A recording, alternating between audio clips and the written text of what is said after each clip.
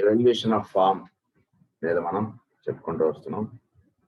Last క్లాస్లో దాని continuation ఇప్పుడు మనం చెప్పుకోబోతున్నాం.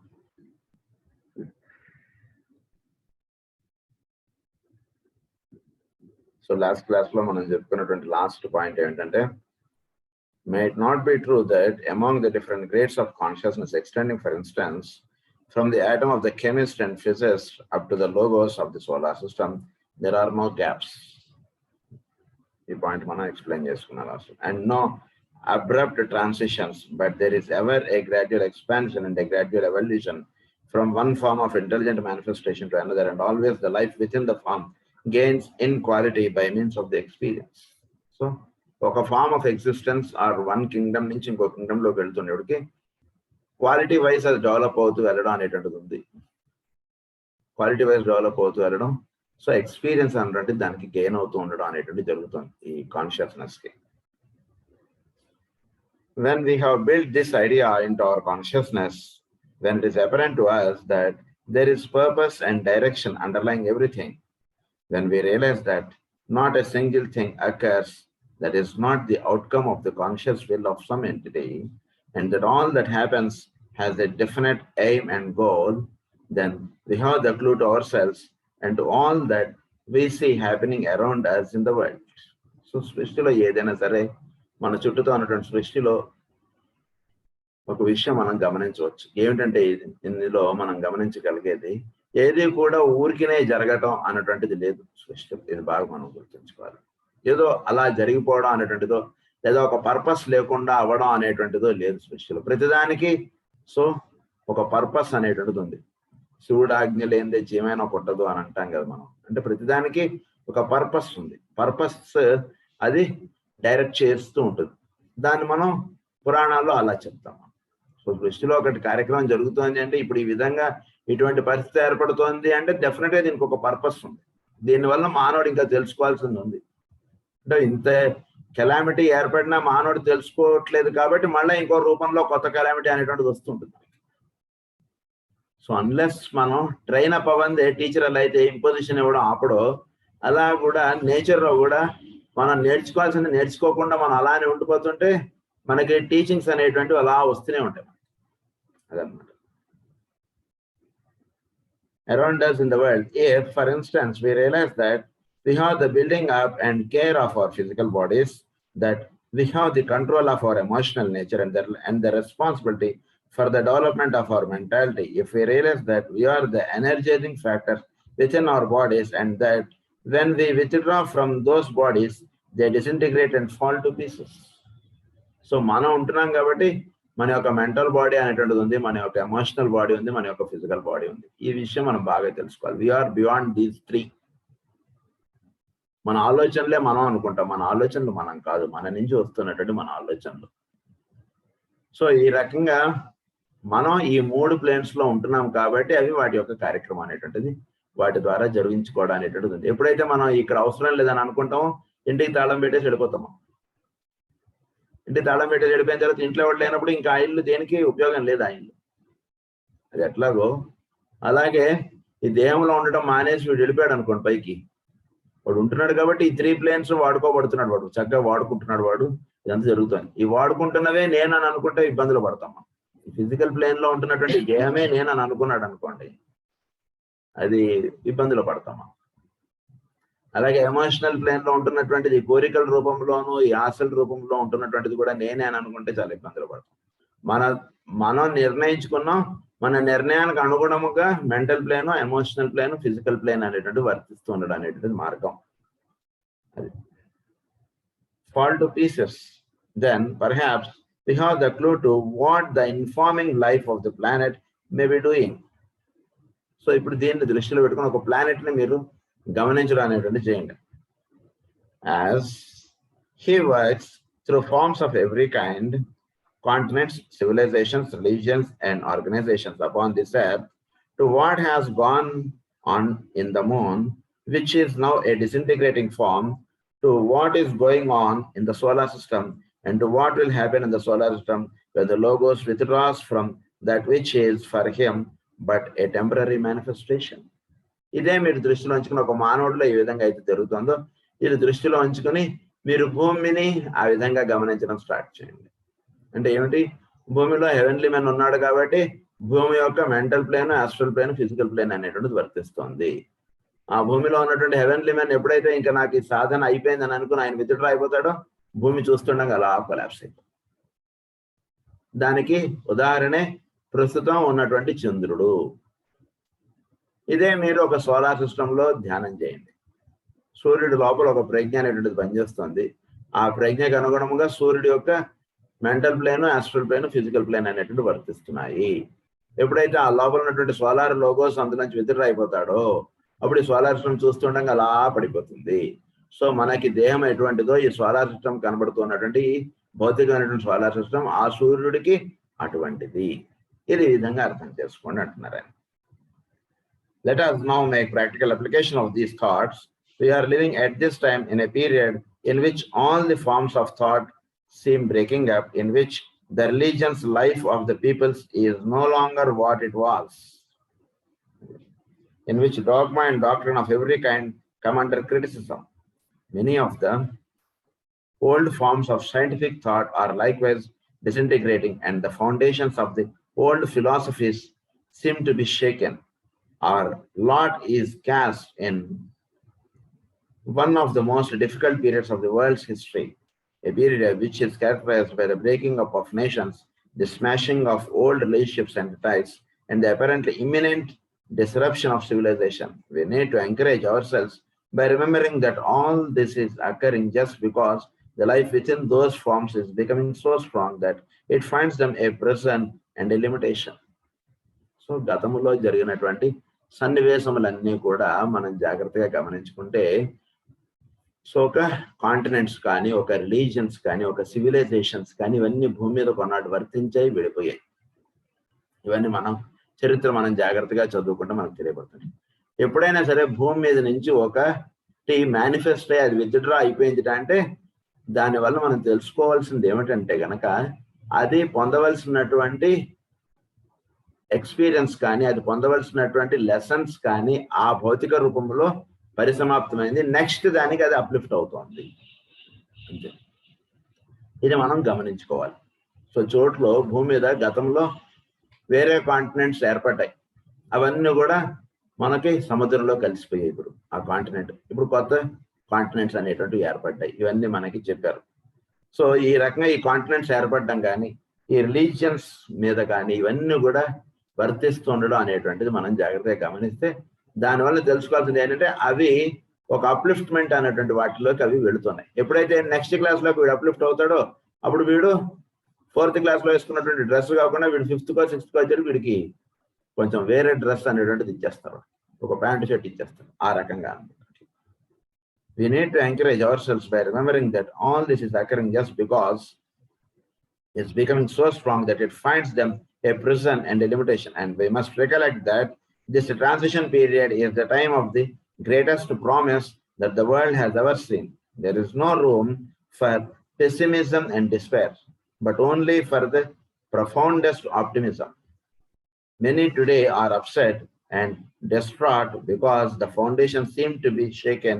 The carefully reared and deeply cherished structures of religious thought and belief and of philosophical finding seem in danger of falling.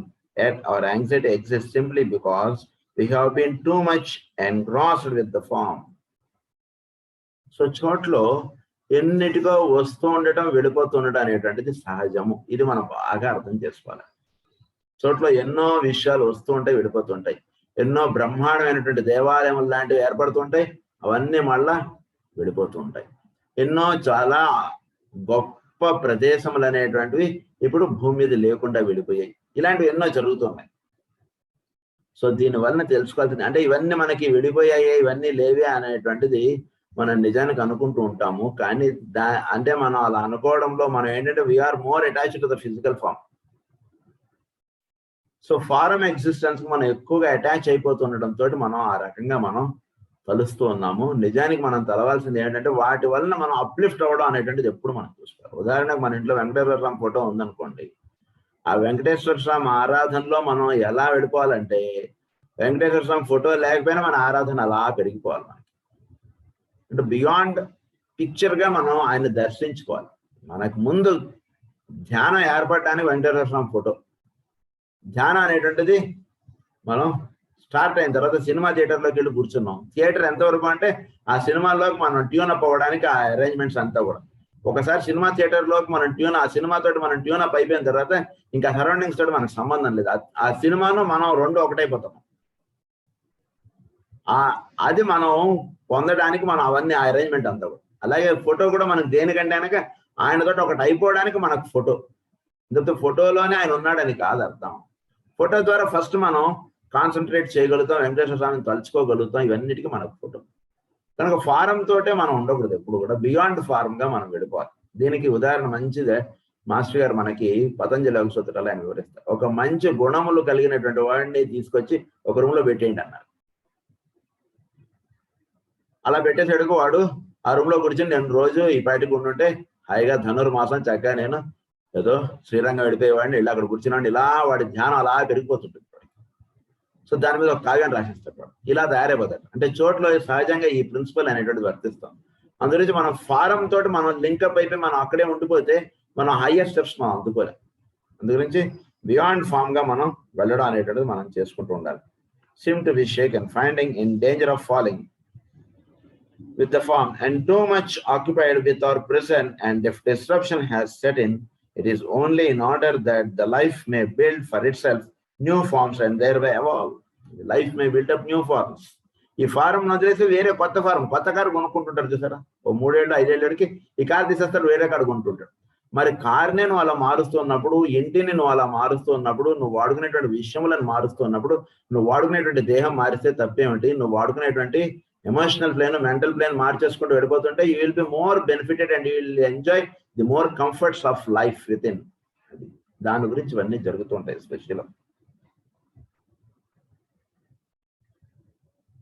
the work of the destroyer is as much the work of God as that of the constructor, and the great God of destruction has to smash and rend the forms in order that the work of the builder may become possible and the spirit able more adequately to express itself. So constructor యొక్క కార్యక్రమం ఎంత ముఖ్యమో destructor యొక్క కార్యక్రమం కూడా అంతే ముఖ్యం. వీళ్ళు డిస్ట్రాయ్ చేస్తుంటేనే అక్కడ కన్స్ట్రక్షన్ అనేటువంటి సాధ్యం. ఇదివరకు పాత ఇళ్ళు ఉండేవి, ఆ ఇంటిని కొలగట్టేసేసి బ్రహ్మాండమైనటువంటి అపార్ట్మెంట్లు లేదా బ్రహ్మాండంగా ఒక పెద్ద రాజ్మహల్ లాంటిది ఇల్లు కట్టేస్తారు. మరి ఆ పాత ఇల్లే అలా ఉందనుకోండి, ఇంత కంఫర్ట్ తోటి మళ్ళీ కొత్త ఇల్లు ఎక్కడొస్తుంది? రాలేదు కదా. ఒక కంఫర్ట్ తో కూడినటువంటి ఒక గృహం ఏర్పడాలంటే అంతకుముందు ఉన్నటువంటి ఇంటిని స్మాష్ చేశారు. సో ఆ కొత్తది ఎవల్యూషన్ లో అది ఎంత ముఖ్యమో డిస్ట్రక్షన్ కూడా అంతే ముఖ్యము. సో రెండింటికి ఈక్వల్ ఇంపార్టెన్స్ అనేటువంటిది ఉంది. ఈ రెండిట్లోనూ ఉండేటువంటి వాడు మన మామూలుగా పురాణాలు శివుడు, ఆయన శంకరుడు. ఈ రెండిట్లోనూ అందు గురించి ఈజ్ బియాండ్ క్రియేషన్ గా మనం ధ్యానిస్తాం ఆయన. అంటే పాయింట్ అట్లా. To many of us these ideas may seem novel, fantastic and untenable, yet even if they are only hypotheses, they may prove interesting and give us a possible clue to the mystery. So ఇవి వీటిని జాగ్రత్తగా మనం జరుగుతున్నటువంటి జాగ్రత్త అర్థం చేసుకుంటే సృష్టిలో ఉన్నటువంటి రహస్యాలకి మనకు ఒక కీ దొరుకుతుంది. We see civilizations disrupted, we see the religious fabrics tottering, we see philosophies successfully attacked, we see the foundations of material science shaken. Yet after all, what are civilizations? What are religions? What are the great races? Simply the forms through which the great threefold central life who informs our planet seeks to express himself. మన civilisation అన్నా, religion అన్నా, సైంటిఫిజం అన్నా, ఇవన్నీ మన దేనికి lead చేస్తున్నాయంటే ఆ లోపల ఉన్నటువంటి లైఫ్ వితిన్ గా ఉన్నటువంటి దానికి ఒక ఎక్స్ప్రెషన్. అది దాని ద్వారా వాడు లబ్ధి పొందేసిన తర్వాత ఇంకా అవన్నీ తీసేస్తారు. అవన్నీ అవసరం లేదు, ఎందుకంటే జీవుడు అనేవాడు లైఫ్ వితిన్ దానిలోకి వెళ్ళిపోవాలి. అది ముఖ్యం. అందుగురించి గతంలో ఉన్నటువంటి రిలీజియస్ థాట్స్ కానీ, గతంలో ఉండేటువంటి ఇవన్నీ కూడా ఇప్పుడు చూస్తే అవన్నీ ఇస్తారు. మాస్టర్ సివి ఏం చేశారు? ఆయన అవన్నీ అవసరం లేదని సార్, నువ్వు శుభ్రంగా తినేసి ప్రేయర్ చేయ అన్నాడు. ఆయన చెప్పినటువంటి రూల్స్ ఇవన్నీ కూడా చూస్తే అసలు చాలా గతంలో ఉన్నటువంటి రిలీజియస్ థాట్ కి చాలా భిన్నం మాస్టర్ సివి గారి యోగ మార్గం, ఒక మాటలో చెప్పాలి.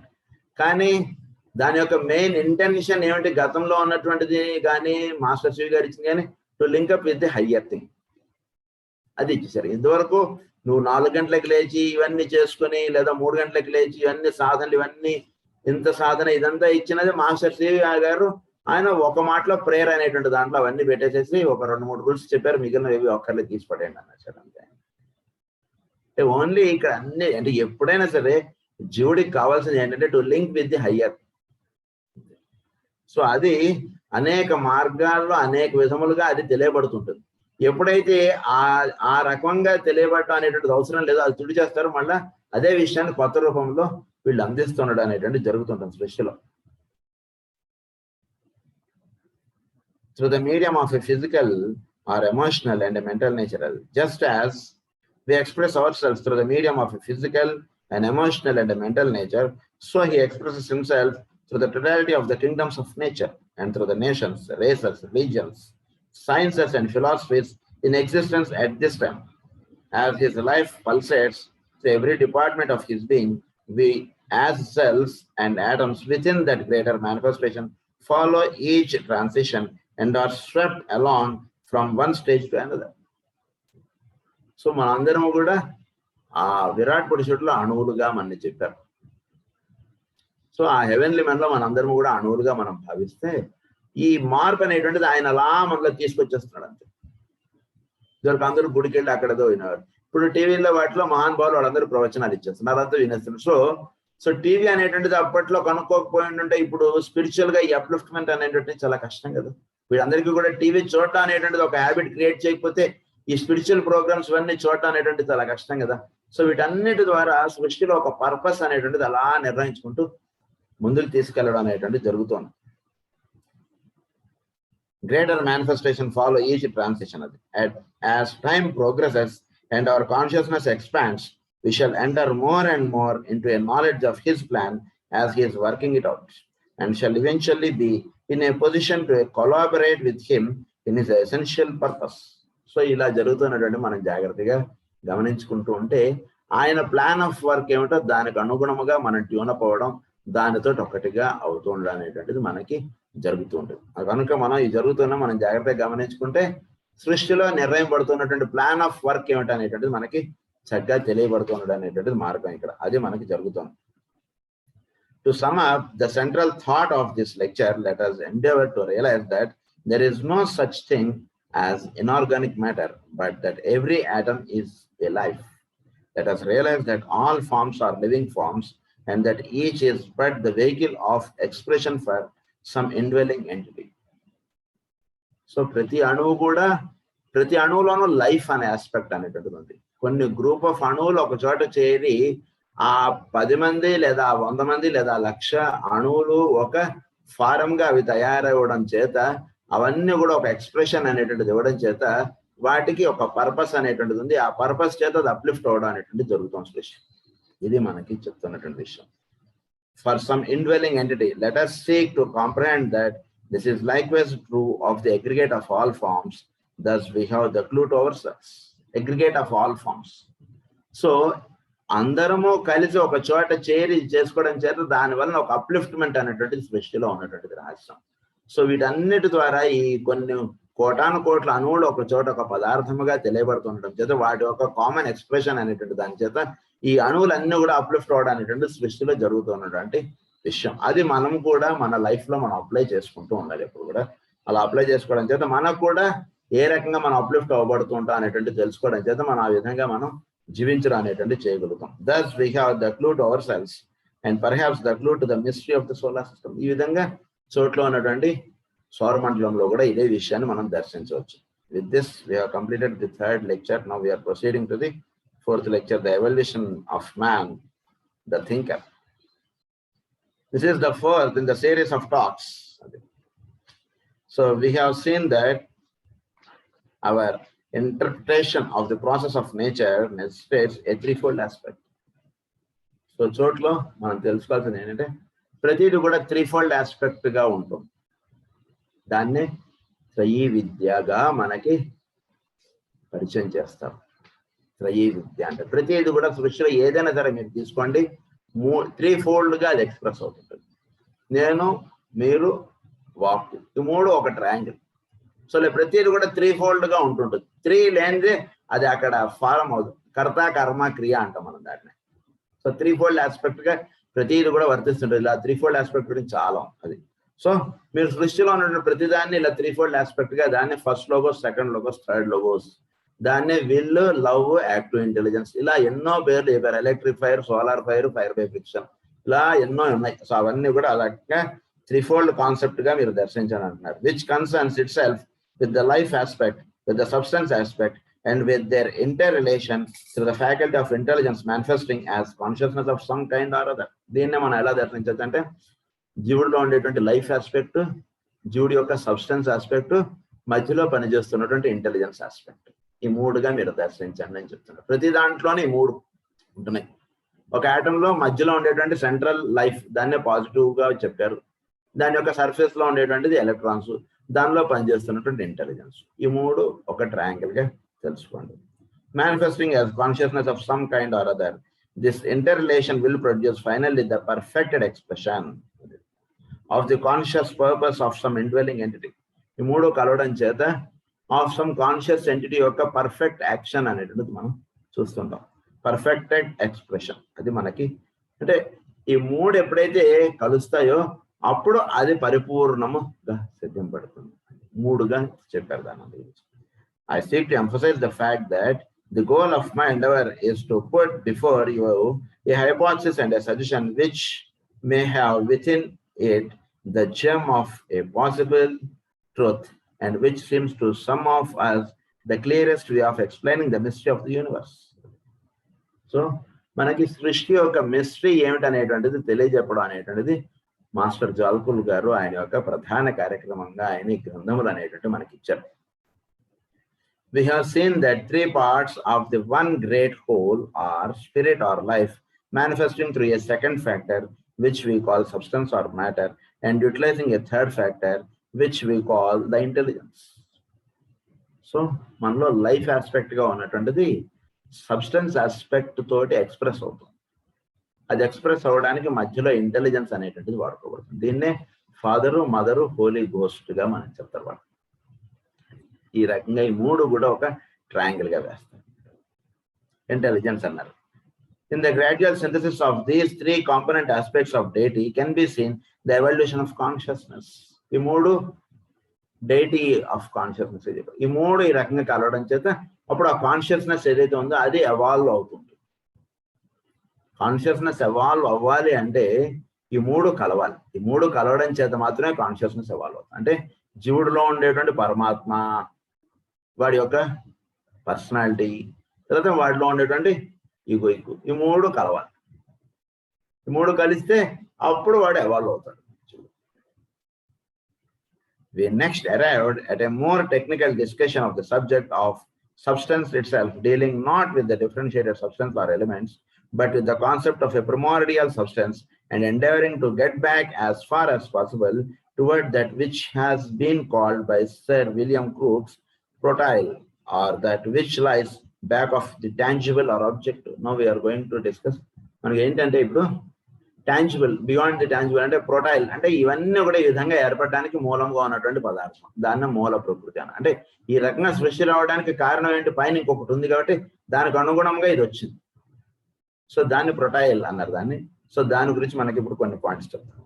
We considered the atom and found that its latest definition was that it was in reality a unit of force or energy consisting of a positive charge of electricity energizing a number of negative particles. It became apparent to us that the tiny atom of the chemist and the physicist was within itself a solar system with the same general conformation as the greater system, demonstrating a similar activity and governed by analogous laws. So ఒక అణువును మనం జాగ్రత్తగా తీసుకుని గమనిస్తే ప్రతి అణువు కూడా భవిష్యత్తులో ఒక సౌరమండలం అని చెప్పి నాన్నగారు విశేష ఛానల్లో అంటారు.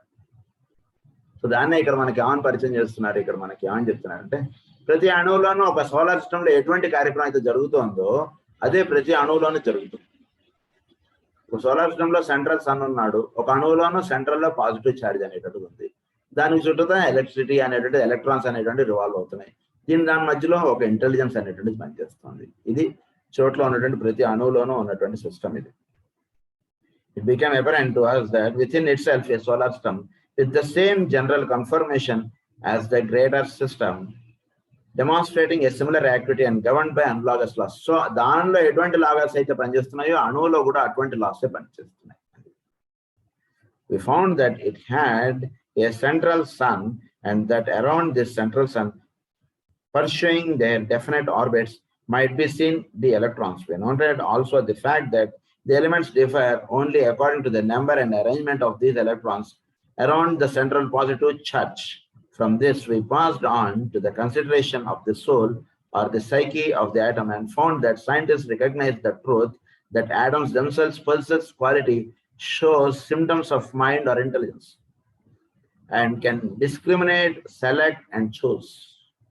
So, ఇది మనం పాయింట్ ఆల్రెడీ మనం చెప్పుకున్నాం. అదే ఒకసారి ఆయన ఒకసారి నెక్స్ట్ పాయింట్ లోకి వెళ్ళడానికి ముందు ఇదంతా కూడా ఒక రివిజన్ గా ఆయన చెప్పేసుకుంటూ వెళ్తున్నారు. సో ప్రతి అణువులోనూ ఒక సైకి ఉంది. సైకి అంటే అందులో పనిచేస్తున్నటువంటి ఇంటెలిజెన్స్. ఆ ఇంటెలిజెన్స్ అనేటువంటిది పనిచేస్తుంది కాబట్టి ఏ అణువు దాంట్లో ఎన్ని ఎలక్ట్రాన్స్ ఉండాలి, ఎన్ని ప్రోటాన్స్ ఉండాలి అనేటువంటిది ఒక డెఫినెట్ గా ఒక సిస్టమేటిక్ గా ఉంటుంది.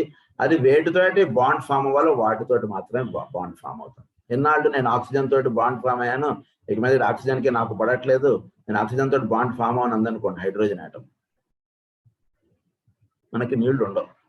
కనుక డెఫినెట్ గా అందులో ఒక ఇంటెలిజెన్స్ అనేటువంటిది పనిచేస్తుంది కాబట్టి ఈ బాండ్ ఫార్మేషన్ అనేటువంటిది చక్కగా వర్తిస్తుంది. దాన్ని సైకి అన్నది. We then proceeded to weave what appeared to be a fairy tale. We pictured the human being as an atom. ఇప్పుడు మానవుని ఒక అణువుగా మీరు దర్శిస్తే and traced the resemblance of man to an atom. So అణువులో ఎటువంటి లాస్ అయితే వర్తిస్తున్నాయో man లో కూడా అటువంటి లాసే వర్తిస్తున్నాయి. జాగ్రత్తగా గమనించుకోండి అంటున్నారు.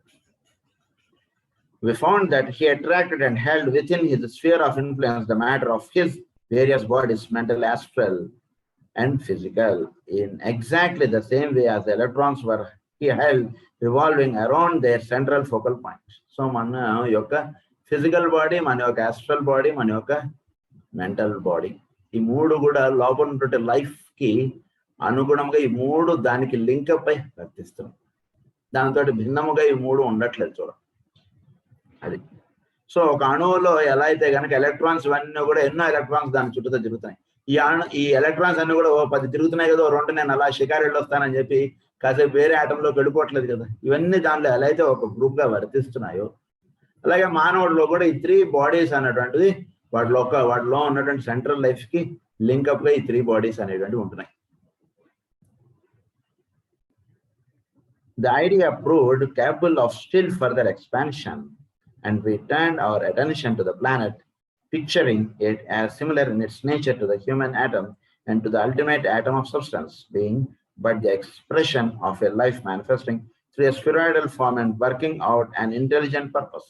ఇదే రకంగా ఒక ఇంటెలిజెంట్ పర్పస్ అనేటువంటిది సర్వ్ అవ్వడానికి ఒక ఆర్బిట్, దానిలో ఒక గోళము, ఒక ప్లానెట్ అనేటువంటిది ఫారం అయి అది ఆ విధంగా వర్తిస్తుంది. ఒక ప్లానెట్ లో కూడా ఈ విధంగా సెంట్రల్ లైఫ్ ఫోర్స్ అనేటువంటిది ఉంటుంది. అది ఒక ఆర్బిట్ లో అది తిరుగుతూ ఉండడం ఇదంతా కూడా జరుగుతుంది.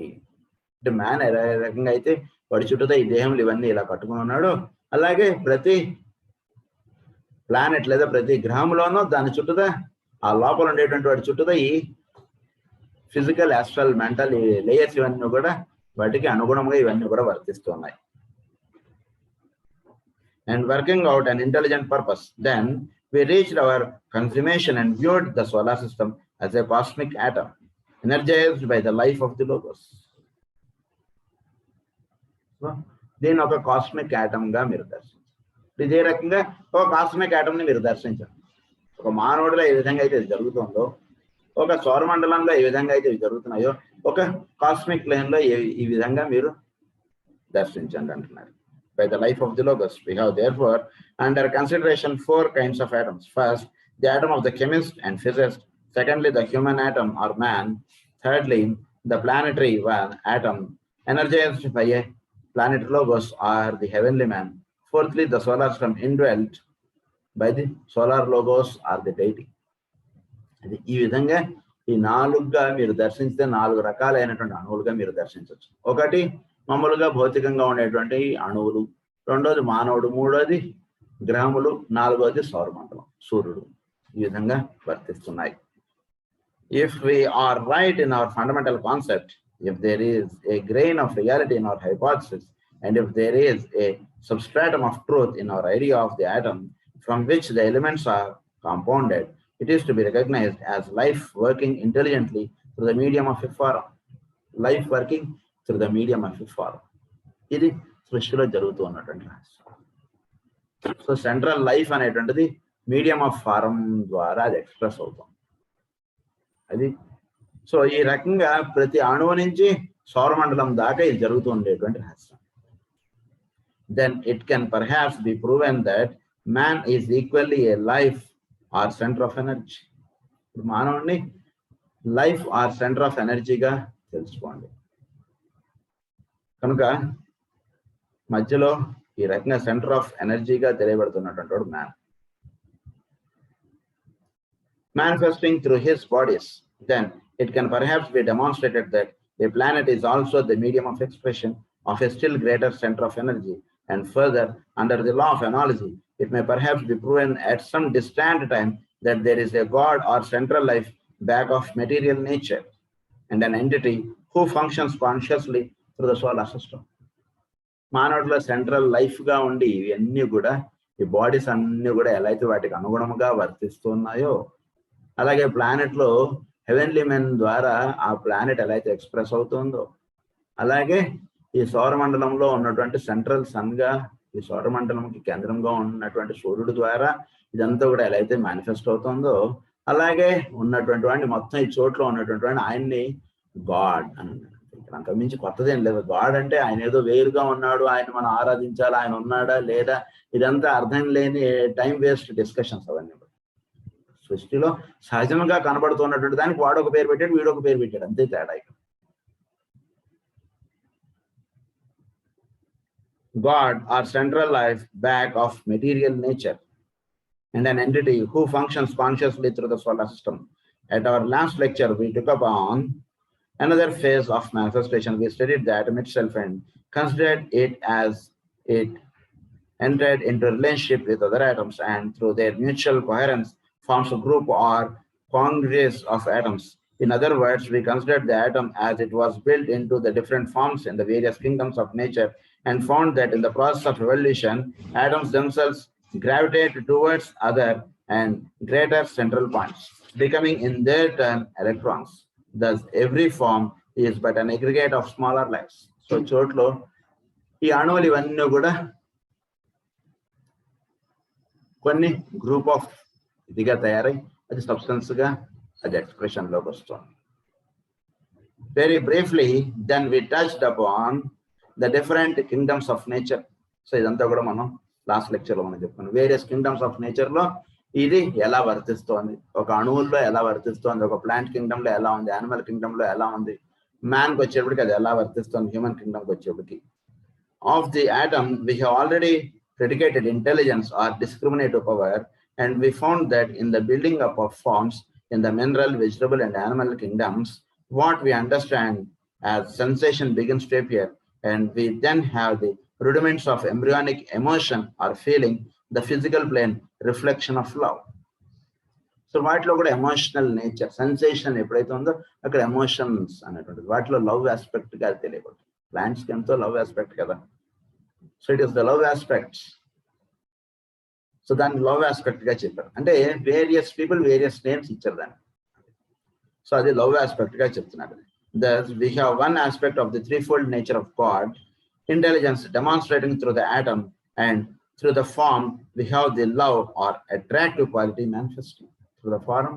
So the love or attractive quality అనేటువంటిది ఆ రూపంలో ఇవ్వబడింది.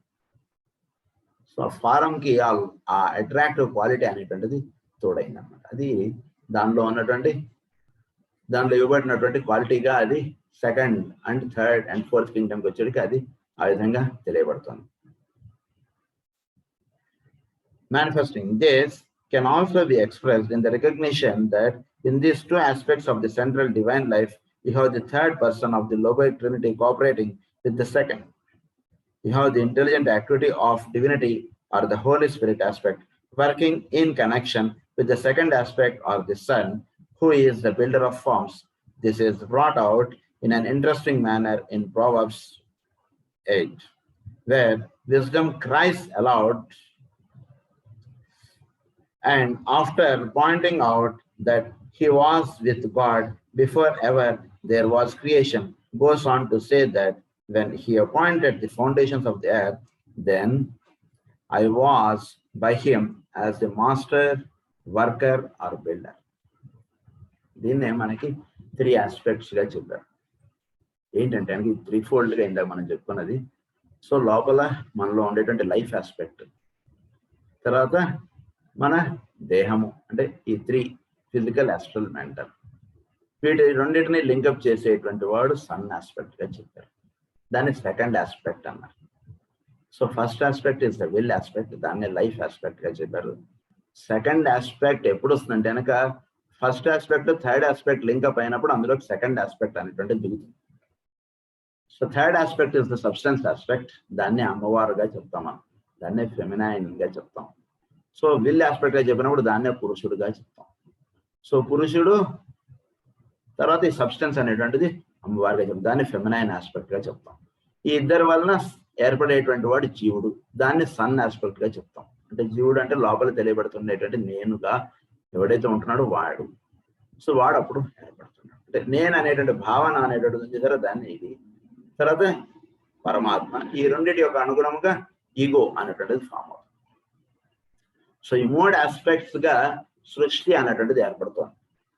సో దాన్నే మనకి ఏమని చెప్పారంటే, this is brought out in interesting manner in Proverb, where wisdom cries aloud, and after pointing out that he was with God before ever there was creation. He was with God. అంటే సృష్టి అనేటువంటిది లేనప్పుడు he was with God.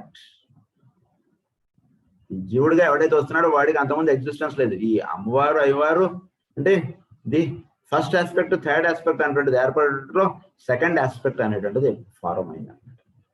దాన్ని మనకి father, mother, holy spirit గా చెప్తారు Greek philosophy, వాటిల్లో Greek mythology.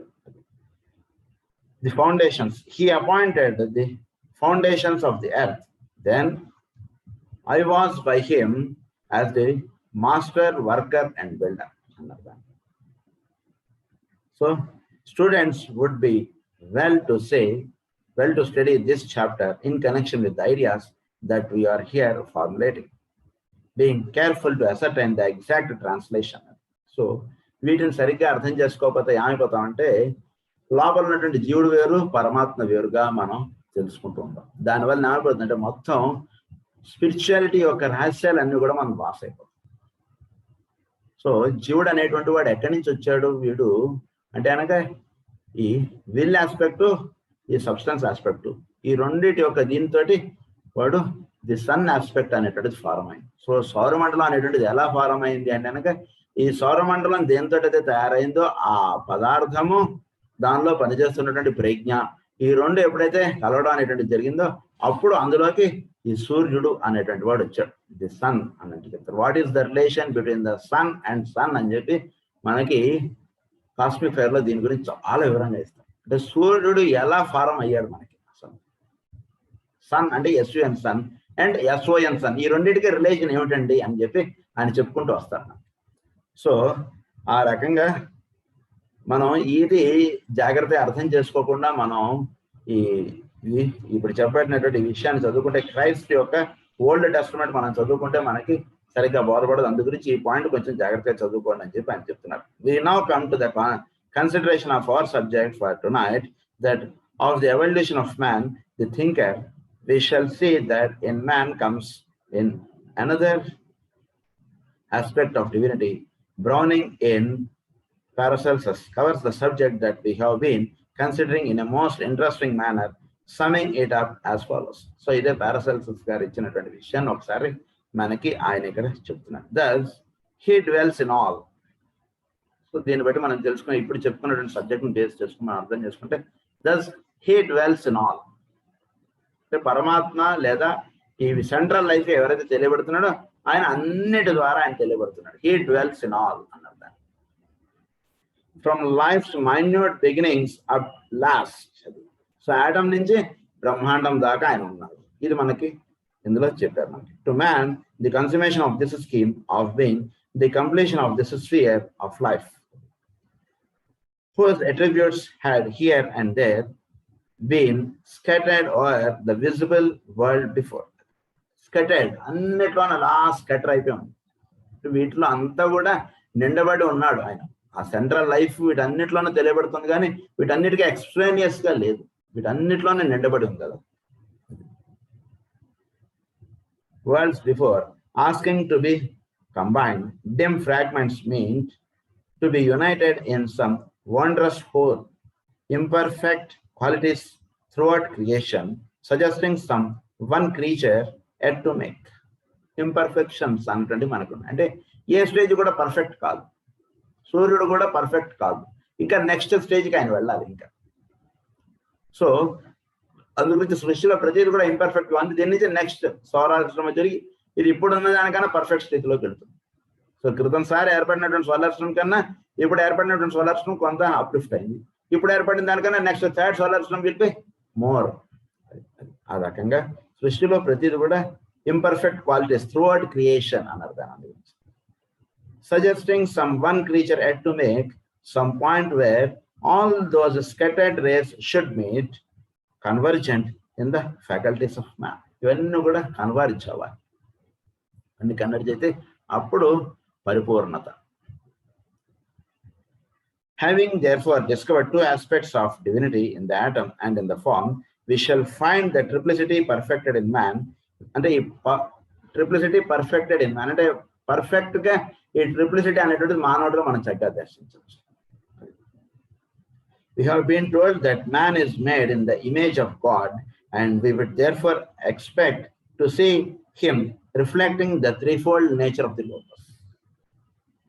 So threefold nature of the logos ని మనం చక్కగా మానవుడిలో దర్శించవచ్చు. అందు గురించి మానవుడిని ఇది దర్శించడానికే మానవుడిని ఏమన్నారంటే he is the image of God అన్నారు. He must demonstrate intelligence, he must show forth love, and he must manifest will.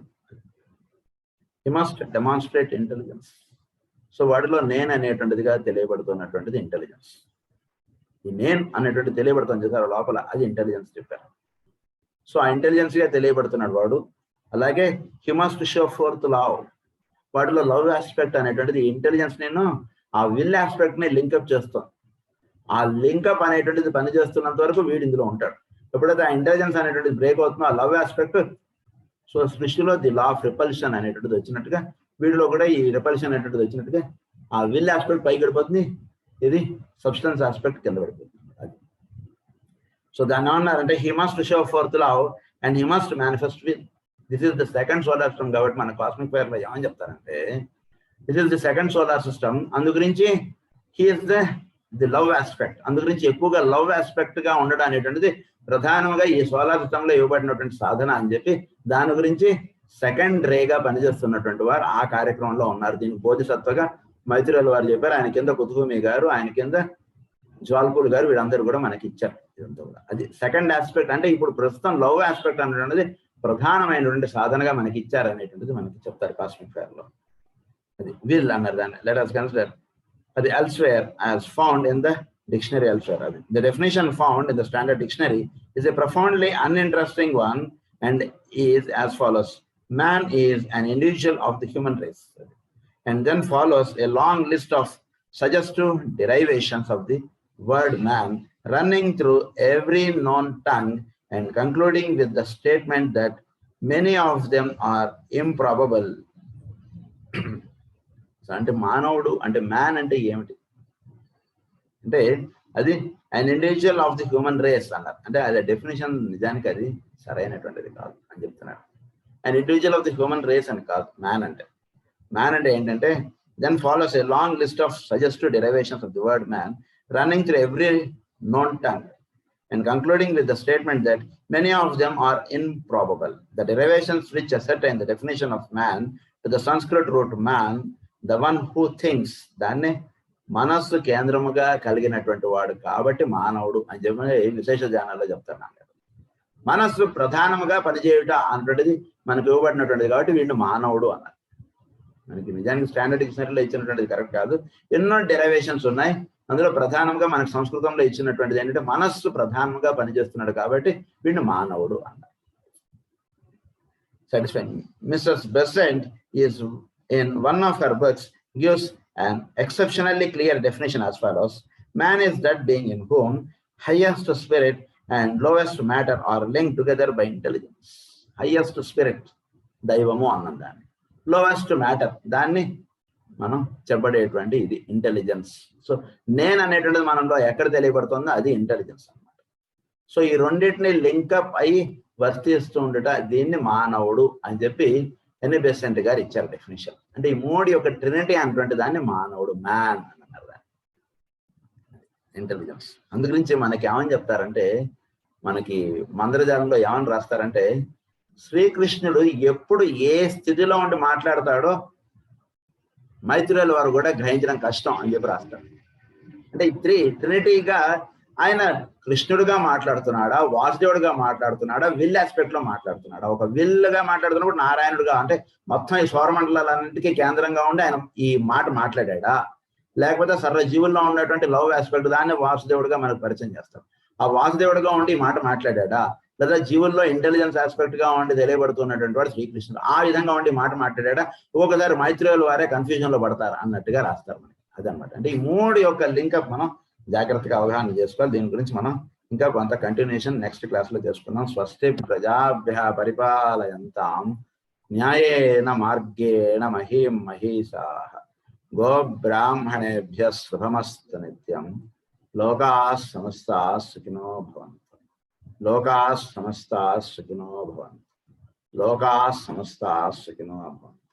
Om Shanti Shanti.